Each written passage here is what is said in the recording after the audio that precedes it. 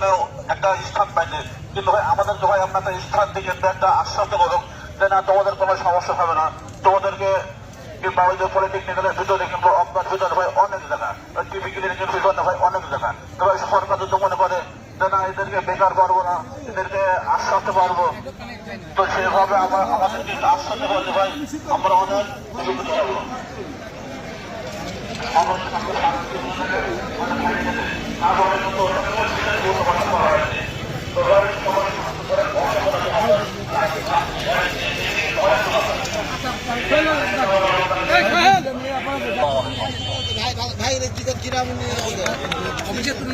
আমাদের এই কষ্ট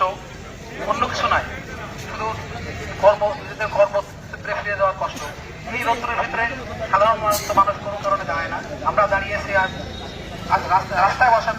থেকে যদি স্থায়ীভাবে রাস্তায় বসতে না হয় সেই পরিপ্রেক্ষিতে বাঁচার জন্য আজ এখানে আমাদের একটাই দাবি, আমাদেরকে পুনর্বাসন না করে আমরা যেভাবেই হোক কোন রকম ব্যবসা করে চলছিলাম,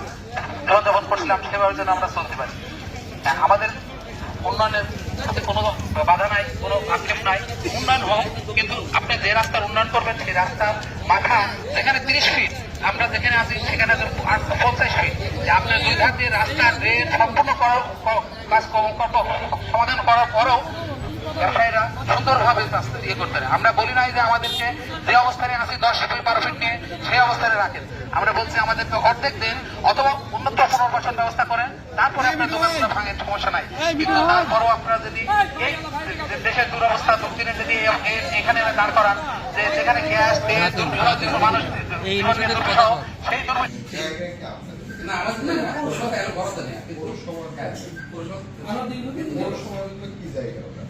পৌরসভার জন্য কি হিসাবে পৌরসভার যে জায়গাটা ওখানে কি বিরোধ হিসাবে মানে যে জায়গাটা পাশে পরিত্যক্ত জায়গা থাকে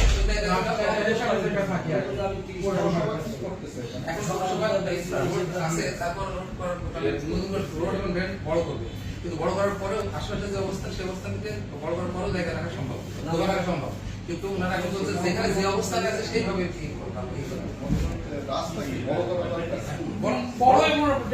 বড় করবে, সেটা সমস্যা না, কিন্তু বড় করলেও আমাদের দোকান রাখার পরেও ধরেন আমরা বলছি আমরা 20 ফিট 15 ফিট আছে 12 ফিট আছে রাস্তা বড় যেখানে যেভাবে আছে, কিন্তু ওইটা তো রাস্তা রিভেল আপনি ধরেন একদম 20 ফিট আছে 50 ফিট আছে, 20 ফিট 50 ফিট একটা মোটামুটি একটা লেভেলে আনলে হয়, কিন্তু ওনারা বলতে যেখানে যেভাবে